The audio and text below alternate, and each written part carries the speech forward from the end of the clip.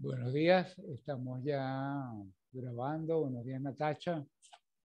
Vamos a esperar un segundito para, para comenzar.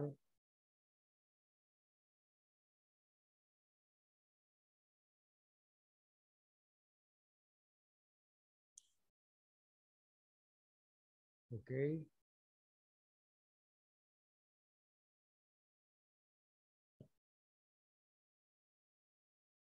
Ok, buenos días. Ya esta semana, como se les había adelantado, y ustedes lo saben, comenzamos el segundo corte. Ya tiene el contenido general en el aula virtual de lo que vamos a ver. Ahí se irán agregando algunas cosas a medida que vayan pasando las semanas. También importante, tienen asignado ya la actividad 3 y actividad 4, que son el 10 y el 20% respectivamente de este segundo corte. En la actividad 3 tienen un mapa mental sobre el urbanismo colonial, las ciudades hispanoamericanas.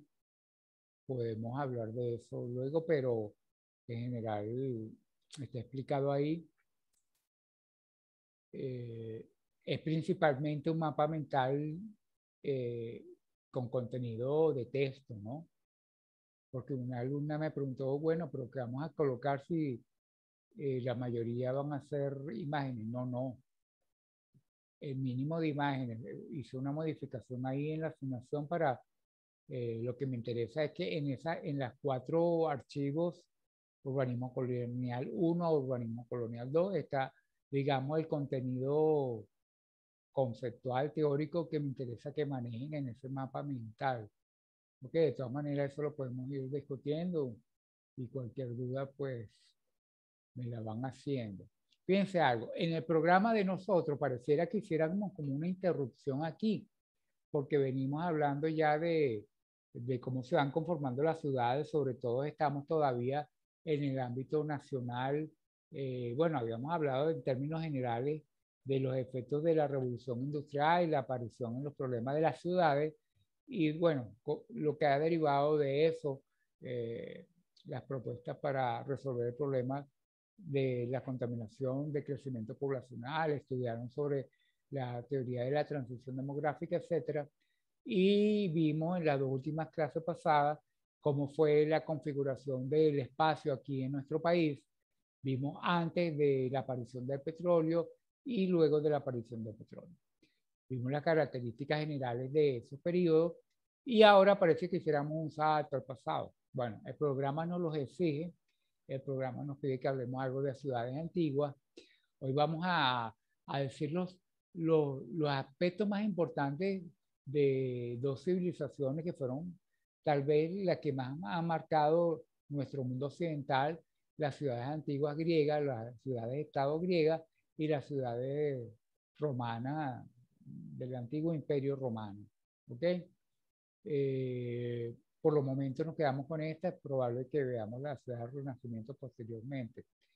Eh, y bueno, lo interesante de estudiar estas ciudades en forma bastante general, vamos a decirlo así, es ver la influencia que han tenido, no solo en la influencia que tuvieron estas dos civilizaciones o, o culturas en el desarrollo occidental, en nuestra forma de vida, sino también en nuestra forma de organizar físicamente y funcionalmente nuestras ciudades.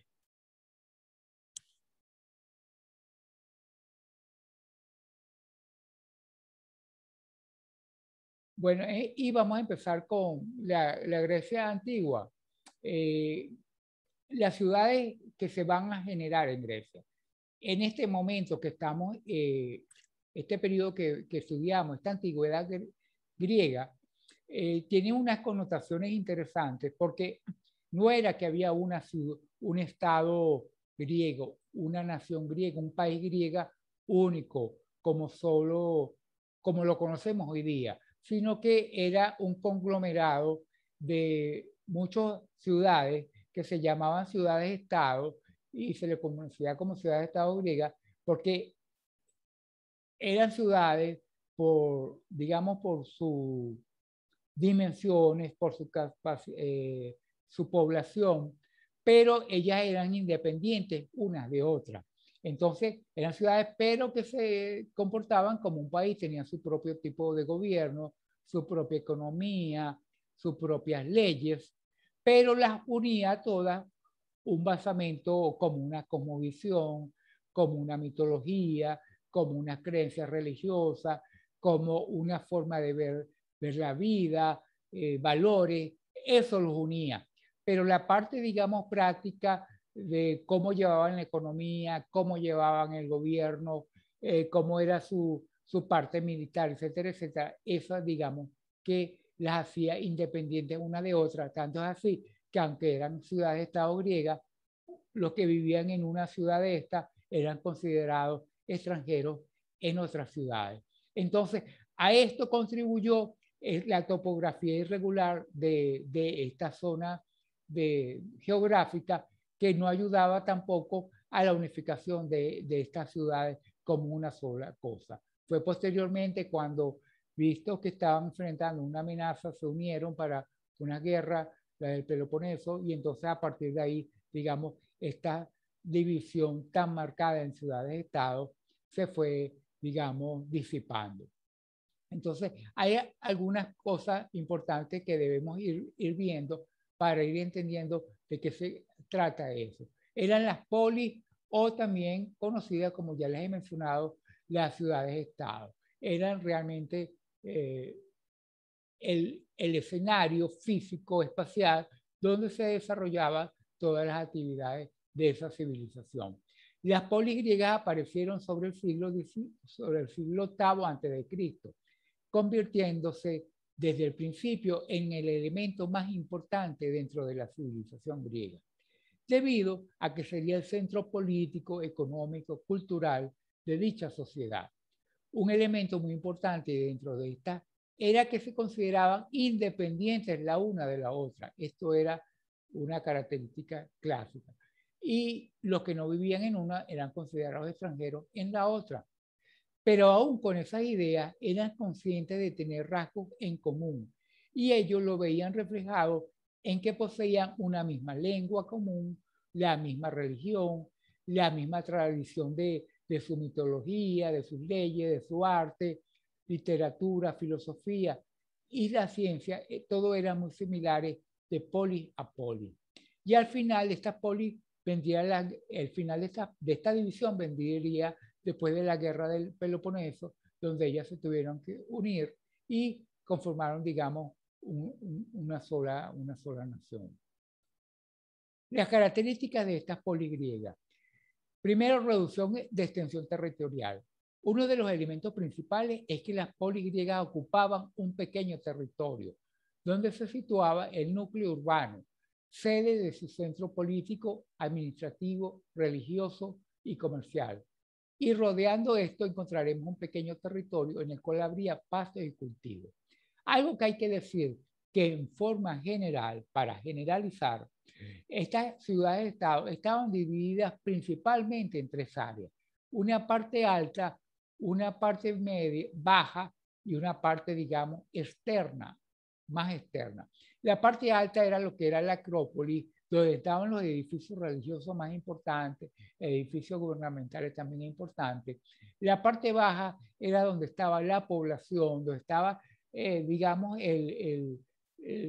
lo común, digamos, las viviendas, la actividad más común. Y afuera de ella, por lo general fuera también de una muralla que envolvía todo, estaban, digamos, las áreas para la agricultura y la ganadería. Algo que vamos a ver es que digamos que lo que era la arquitectura de la zona alta era la más importante, tanto por las edificaciones que estaban allí, como por los materiales que se utilizaban, por la calidad. Luego en la parte baja, donde vivía la gente, ya la cosa era de mucho menos calidad. Podemos decir que en su totalidad solían abarcar entre los 80 y 90 kilómetros cuadrados, y dentro de ellos podríamos encontrar entre 3.000 y 5.000 habitantes. Solo hubo dos polis que consiguieron dominar extensiones territoriales más grandes y eran Atenas y Esparta, las cuales son denominadas como las grandes potencias del mundo griego. La autarquía económica. Esto se refiere a que ellos eran independientes económicamente y cada quien tenía su propio sistema en base a lo cual sacar sus principales ingresos, sus tipos de economía, de impuestos, etc. Otro de los factores propios del mundo heleno fue la independencia económica que existía en cada una de las polis. Así que encontraremos diversas monedas, además de encontrar que el comercio era diferente en cada una de estas. Independencia política. Del mismo modo que en el punto anterior, encontraremos que cada polis griega se consideraba una nación independiente, por lo cual encontraremos que tenían gobiernos diferentes, los cuales en muchas ocasiones se declaraban las guerras entre las diversas polis. Aquí habían ciudades-estados que eran democráticas, otras que eran aristocráticas, otras que eran dictaduras de diversos tipos. O sea, cada una tenía una forma de gobierno diferente, no eran necesariamente iguales. La estructura social se encontraba formada por ciudadanos que era toda aquella persona libre que podía ejercer su derecho al voto. Por otro lado, encontraremos a los esclavos, los cuales eran tratados como herramientas sin derecho. En muchos casos, estos procedían de botines de guerra, aunque también podían caer en la esclavitud por deudas. Dentro de este punto debemos hablar del gran civismo que había dentro de la comunidad, pues la gente estaba obligada a participar de las cosas que sucedían en su ciudad y había muchos espacios públicos para que esta vida cívica se llevara a cabo. ¿Cómo era la estructura de la ciudad-estado? Lo que les mencionaba, esas tres, digamos, zonas importantes. Aquí vamos a ver también las murallas. Está en la Acrópolis, la podemos asimilar a la ciudadela o la fortaleza, la cual solía construirse utilizando alguna elevación del terreno. Será la zona de la ciudad donde se construían los edificios del poder político, económico y religioso, y en momentos de guerra sería el lugar donde los ciudadanos se refugiaban. Ahí era donde iban las edificaciones más importantes, tanto en su función como en su construcción. El ágora es lo que podemos denominar la plaza pública de la ciudad, en la cual encontraríamos el centro comercial, es decir, el mercado. Por otro lado, también sería un lugar donde habría actividades culturales y públicas, lugar donde los filósofos expresaban sus ideas. Por lo general, solemos encontrar junto al puerto de las ciudades marítimas este ágora. Las murallas, y era algo que, digamos que envolvía o sí generaba el límite de las ciudades. Es uno de los elementos principales de la ciudad. A su vez, era una barrera divisoria de los diferentes barrios de la ciudad. Al principio veremos cómo no eran necesarias, pues las personas podían refugiarse en la Acrópolis, pero cuando las polis se fueron haciendo cada vez más grandes, fueron necesarias. En muchos casos, cuando una ciudad era conquistada por otra, uno de los elementos que perdían esto eran la muralla, pues significaba que se encontraban supeditadas a otras polis. Aquí vemos una imagen de lo que habíamos mencionado, típica de una ciudad griega. En la parte alta tenemos la Acrópolis, ¿okay? En la parte más baja tenemos el resto de la ciudad, el tejido urbano normal. Lo rojo es lo que es la muralla como tal. Aquí abajo está el ágora, están algunos templos importantes, están algunas edificaciones que eran muy importantes para los griegos, como los teatros, el gimnasio y ese tipo de actividades que utilizaba la mayor parte de la población. Aquí vemos una imagen muy conocida, que en este caso es la Acrópolis de Atenas, donde están los edificios religiosos y gubernamentales más importantes. Está, digamos, en la cima de la ciudad, donde está el Partenón, entre otras edificaciones importantes. Aquí vemos lo que pudiera ser un ejemplo de ágora entre edificaciones importantes. Está esta ágora como la gran plaza pública cívica donde se llevaba la mayor cantidad, digamos, de actividades por parte de la población. Y aquí, bueno, también estaban cerca de ellos, pues, lo que eran las actividades a las que el pueblo accedía. Vemos la imagen de un tipo de construcción muy importante para los griegos, que eran los anfiteatros, y para la utilización de los anfiteatros, por lo general, ellos utilizaban los relieves naturales, los accidentes topográficos en las montañas, para construir estos anfiteatros. Esto era algo característico de ellos. Y vamos a llegar a un concepto importante proveniente de esta cultura griega, que es el plano hipodámico, porque es el que da origen, digamos, a este damero que nosotros conocemos hoy día y que a partir de allí pues se fue, digamos, extendiendo a lo largo de toda la historia. Un plan hipodámico, trazado hipodámico o trazado en damero es el tipo de planeamiento urbanístico que organiza una ciudad mediante el diseño de sus calles en ángulo recto, creando manzanas rectangulares.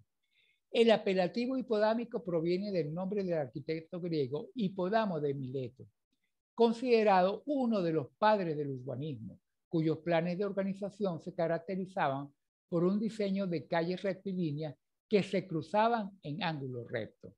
Y aquí vemos el plano de la ciudad de Mileto, una cuadrícula perfecta, digamos, y prácticamente en todas partes se utiliza, digamos, ese damero, donde va a aparecer el ágora, también aparece el teatro, un estadio, el puerto, o sea, las actividades típicas, digamos, de lo que sería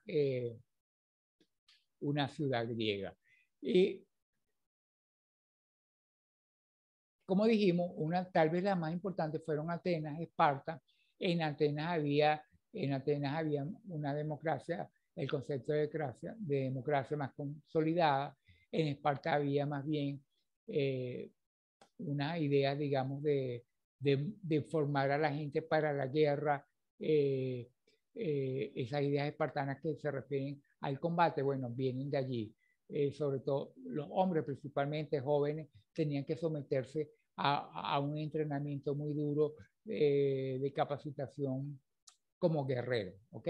Entonces, una de las cosas que podemos decir es que la vida en las ciudades griegas estaba muy dada por el clima que había ahí. Buena parte del año pues tenían bastante sol, bastante buen tiempo y se dedican a la vida al aire libre, y la topografía del terreno también les marcó mucho la vida, y las ideas filosóficas, religiosas, marcaban mucho lo que era la manera de desarrollar la ciudad.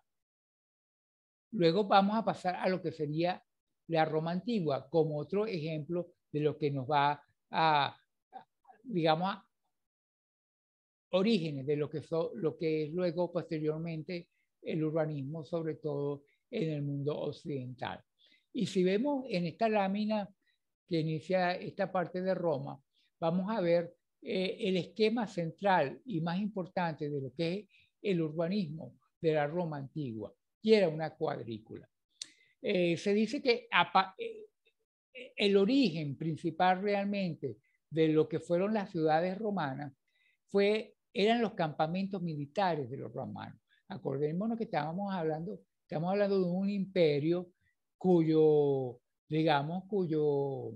desarrollo se basaba principalmente en la conquista de nuevos territorios, en ganar más territorio, más poder político. ¿Y cómo se hacía eso? Pues a través de la guerra. Ellos eran unos guerreros, y los campamentos militares que ellos tenían como base, como algo predeterminado, estructurado, eran los castras. Los castras eran como campamentos pequeños y cuadrados, y que estaban divididos en dameros, y que de donde tenían dos ejes principales.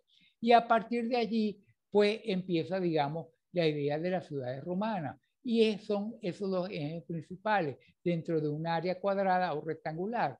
y en el eje, digamos, que va del este al oeste está el decumano, y en el eje que va de norte a sur está el cardo. A partir de, de la intersección del cardo y el decumano, se va a establecer lo que es la ciudad, y organizándose a partir de allí van a empezar a aparecer las otras áreas típicas de las ciudades romanas. En la intersección de estos dos ejes principales va a aparecer el foro y las edificaciones más importantes. Y como subsidiario de esta gran cuadrícula, que empiezan a generarse otras cuadrículas más pequeñas que van a crecer a partir de estos dos ejes principales, van a empezar a aparecer los tipos de vivienda, y en determinados lugares las funciones más importantes, como eran las del ocio, las del circo, porque este era, como les digo, era un imperio que había ido creciendo mucho, iba ganando mucho territorio. Entonces, digamos, los políticos de ese momento necesitaban alimentar a buena parte de la población. Se dice que hasta una tercera parte de la población fue alimentada por dádivas del gobierno, pero es que les interesaba tener entretenida a la gente. Entonces, además de alimentarlo, por una parte tenían que darle entretenimiento, y entonces aparece el circo como un elemento arquitectónico importante.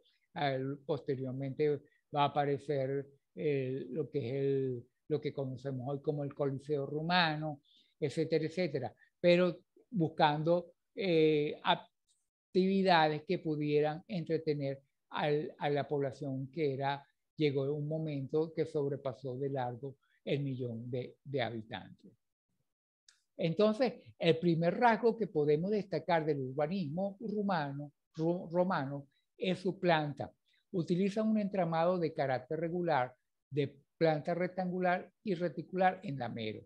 De ella sobresalen dos vías principales, una que atraviesa la ciudad en sentido norte-sur, denominada Cardo, y otra que la atraviesa en forma perpendicular en sentido este-oeste, llamada Decumano. El resto de las calles se organizan en forma paralela a estas dos, pero les vuelvo a mencionar que el origen de esto son los campamentos militares que anteriormente habían ellos generado, planta cuadrada, y esos dos ejes principales dividiéndolos en el centro. Muchas de las ciudades romanas son el crecimiento de esos campamentos militares. ¿Ok?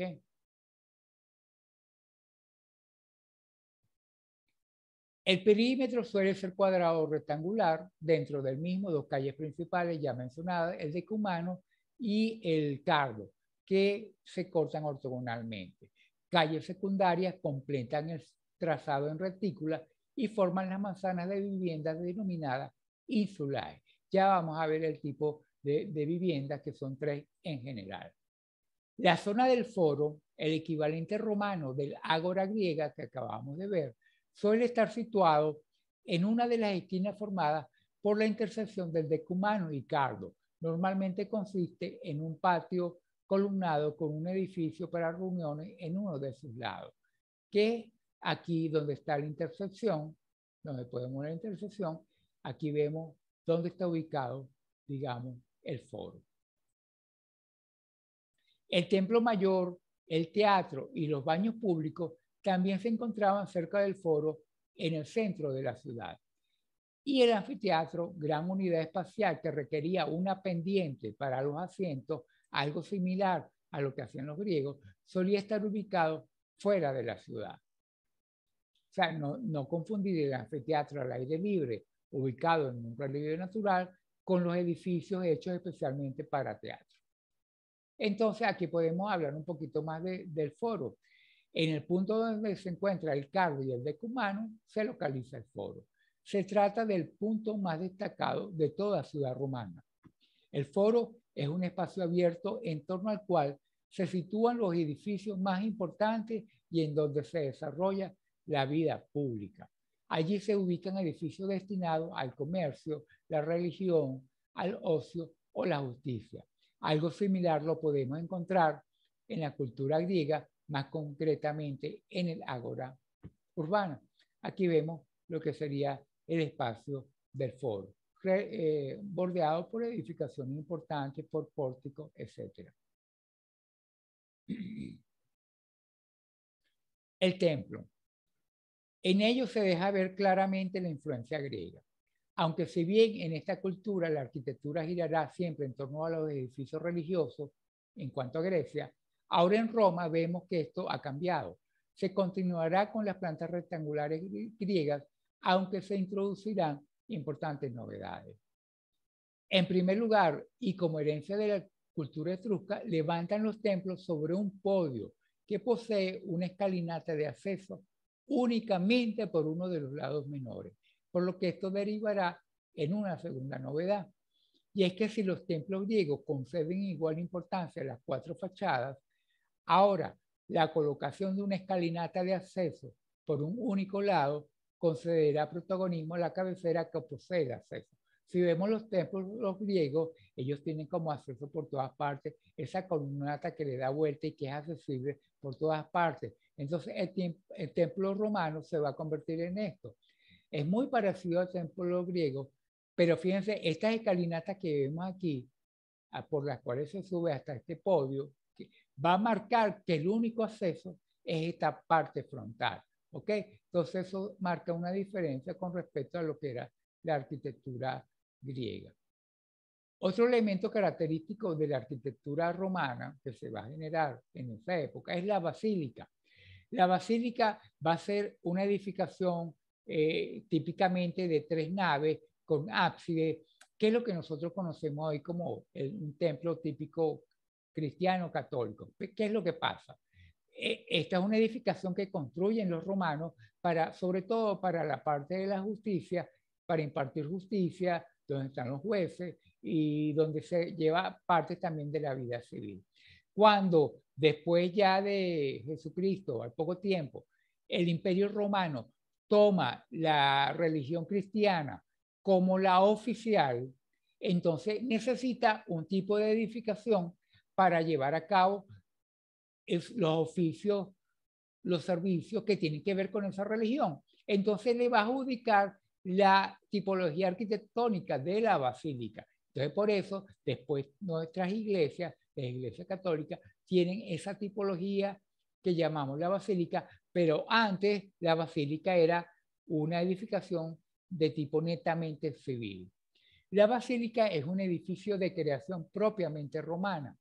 Posee una funcionalidad diversa, fundamentalmente como lugar destinado a impartir justicia y también para realizar intercambios comerciales.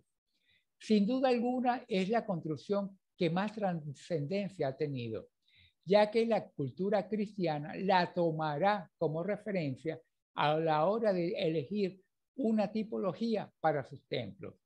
Es un edificio de planta rectangular, de 3 naves separadas por una o 2 hileras de columnas y sus lados más estrechos acabados en ábsides. Otras edificaciones comunes en la ciudad romana antigua son las termas, que eran los baños públicos, pero que también habían como gimnasios, lugares para pasar el rato, la recreación general. Son lugares de gran popularidad en la época romana. En ellas se podían realizar multitud de actividades aparte de los baños, desde diferentes modalidades deportivas hasta pasear o leer en la biblioteca. Es por tanto un lugar dedicado sobre todo al ocio. Interiormente estaban organizadas en diferentes salas abovedadas y profusamente decoradas con pinturas al fresco y mosaicos en el suelo. Luego viene algo importante que eran las viviendas, donde a través de su expresión física y espacial, pues se notaba la diferencia social que había allá. Y se van a experimentar con 3 tipos de vivienda principalmente: las domus, las insulae y las villae. Las domus son, digamos, viviendas urbanas para gente de alto poder adquisitivo. Las insulae son viviendas para gente de poder bajo adquisitivo, y las villae también para alto poder adquisitivo, pero más en el medio, más hacia afuera de la ciudad. Entonces, las domus eran esas viviendas para la gente que tenía un nivel económico alto, pero vivía dentro de las ciudades. Y estas eran viviendas características que tenían identificadas muchas partes.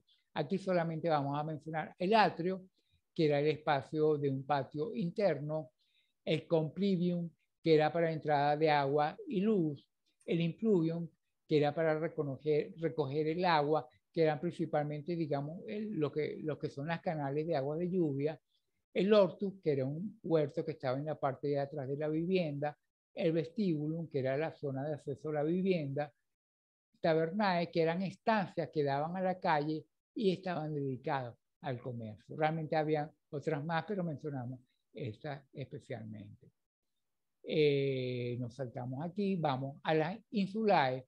Fíjense que de una vivienda unifamiliar, la domus, pasamos como a una vivienda multifamiliar de 3 o 4 pisos y donde vivía la gente con menos recursos económicos. Aquí la vivienda eran prácticamente como una colección de habitaciones, había una vivienda, sí habían espacio para la familia, pero por lo general no tenían ni cocina ni baños internos, sino que eso era algo, eran espacios públicos.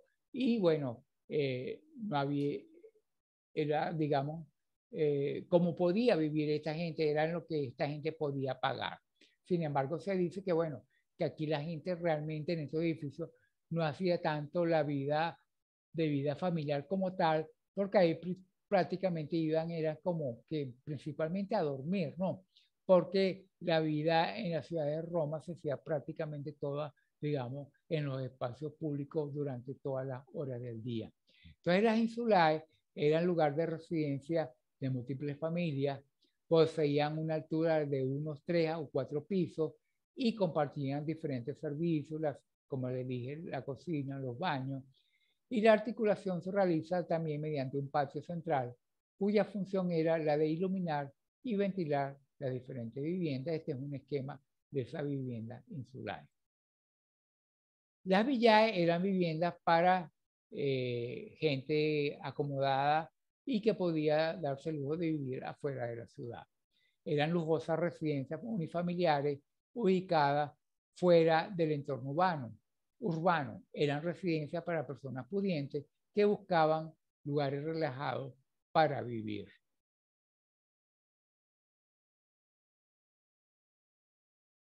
Otro elemento característico de la ciudad era la aparición de monumentos conmemorativos, en los cuales vamos a destacar dos: las columnas conmemorativas y los arcos de triunfo.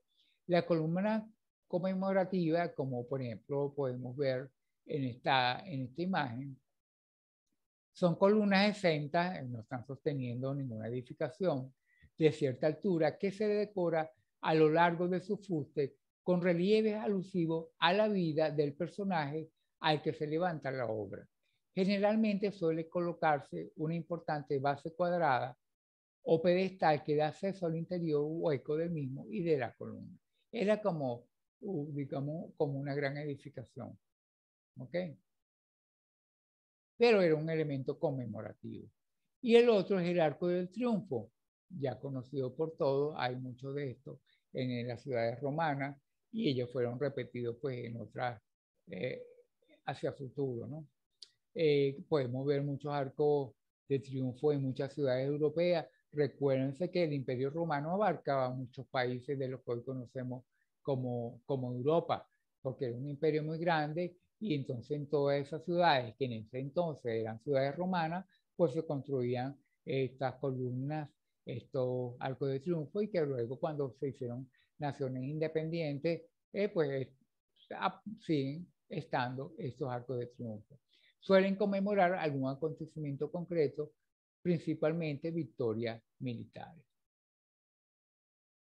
Algo que hay que mencionar es que, porque es importante en las ciudades romanas antiguas, eran los acueductos romanos, que eran como ellos traían el agua. Ellos traían agua de manantiales y los hacían correr a través de unos ductos, unos acueductos, para que el agua corriera. Pero en las partes donde en buena parte del recorrido de esos acueductos iba desde los manantiales, bordeando, digamos, sobre lo que es la superficie de la Tierra. Pero cuando se conseguían con vacíos, como el que estamos viendo aquí, con valles, en este caso con unos ríos, o también valles, no necesariamente ríos, para poder seguir con el recorrido del agua, tenían que construir esta especie de puente por donde iba a transcurrir, a seguir recorriendo el agua. Entonces aquí vemos unas imágenes de cómo serían, cómo eran y cómo siguen siendo esos acueductos. Los acueductos romanos fueron construidos por expertos romanos con sus características propias a lo largo de todo el Imperio Romano. Su finalidad era transportar agua desde manantiales externos hasta las ciudades y pueblos.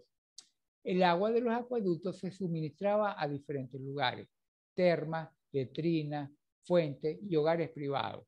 También se empleaban para apoyar operaciones mineras, molinos de agua, granjas y jardines. Y de esa manera pues se podía trasladar el agua. Los acueductos únicamente dejaban que el agua se moviera por gravedad a lo largo de un ligero gradiente de descenso global en conductos de piedra, ladrillo u hormigón. Cuanto más pronunciado era el gradiente, más rápido era el flujo. La mayoría de los conductos eran enterrados bajo tierra y seguían el contorno del terreno, esquivando obstáculos o con menos frecuencia atravesando un túnel.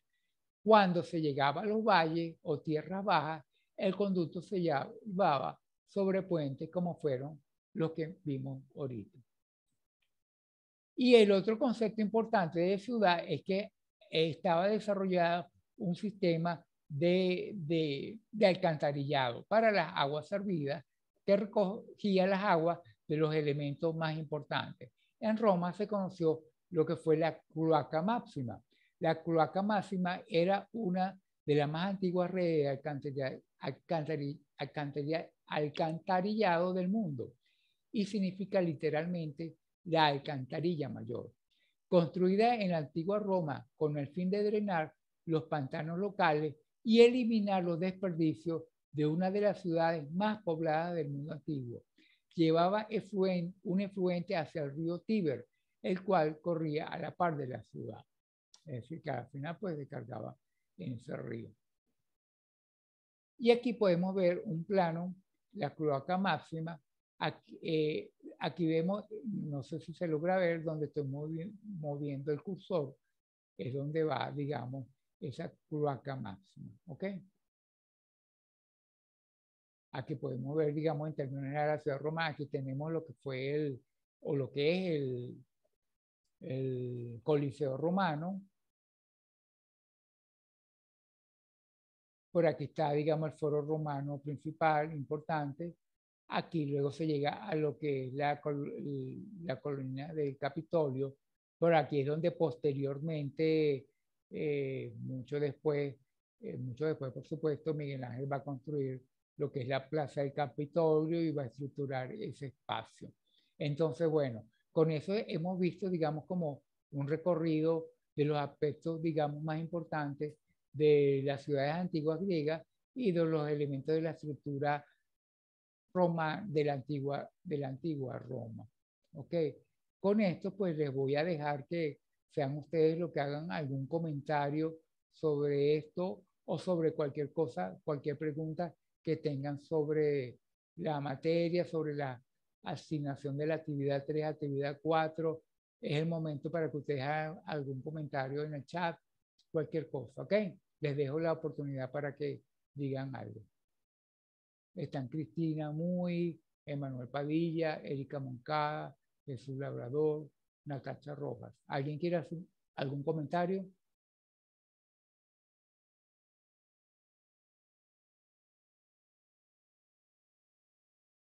Kleiber también está. No, no me suena.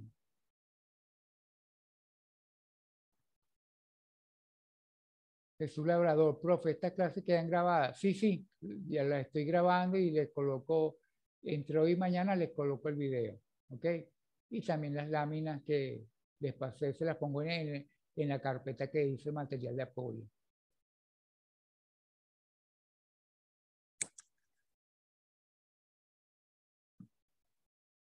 Erika, de la clase entendí que las ciudades antiguas crecieron de forma ortogonal.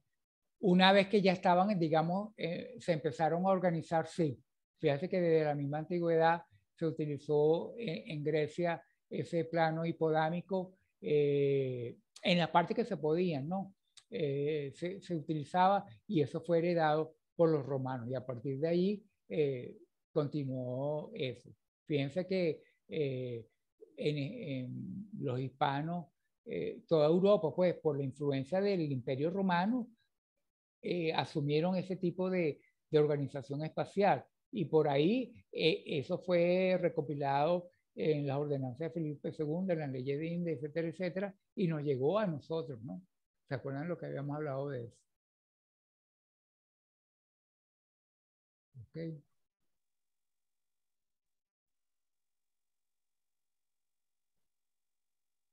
No sé si alguien tiene algún comentario adicional.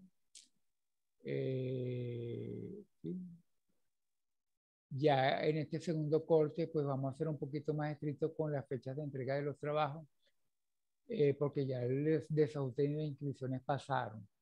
¿Será por eso el dicho de que todos los campos miran conducen a Roma? Bueno, eh, en la antigüedad lo que existía, el Imperio Romano fue tan importante y se había diseminado tanto y estaba en tanto poder de todos esos territorios que habían ganado que por ahí viene esa expresión. Ok, Manuela, la pregunta.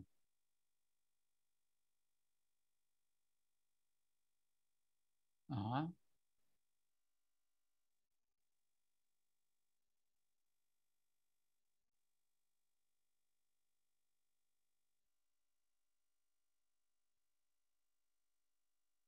Teniendo en cuenta que el Imperio Romano era tan extenso, ¿por qué no vemos grandes urbanismos de ellos en regiones más alejadas de España? Realmente el Imperio Romano fue extenso, pero su influencia no fue infinita. Por más que creció y creció, ese imperio cayó, ¿no? Entonces realmente hasta donde él pudo llegar y digamos que estabilizar su poder, digamos ahí fue donde él pudo tener mucho más influencia. El norte de África, bueno, está cercano a Europa, pero hay una barrera geográfica importante, una división geográfica importante. Todas esas cosas tienen mucho que ver con eso.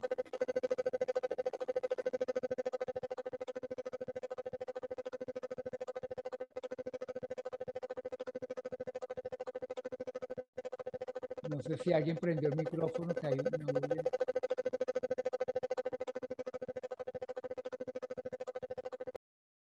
Ah, ya lo apagaron. Si alguien quiere decir algo por el micrófono, puede decirlo también.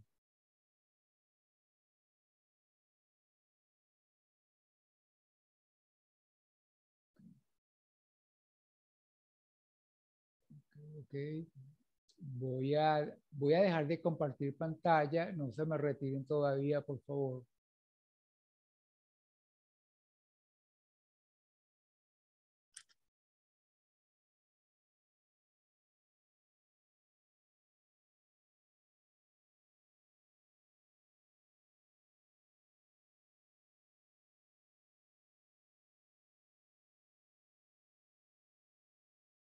Ok, bueno, vamos a ir despidiéndonos entonces. Erika Moncada, Cleiber, Cristina Muy, Natacha Rojas, Jesús Labrador, Emanuel Padilla. Gracias por la asistencia. Cualquier duda ya ustedes saben, por el mensajería directa, por el foro, por WhatsApp. Ok, buen día, profesor, dice Erika, Jesús, saludos. Cleiber, gracias, profe, buena clase. Ok, estamos en contacto entonces. Buen día a todos. Natacha, gracias.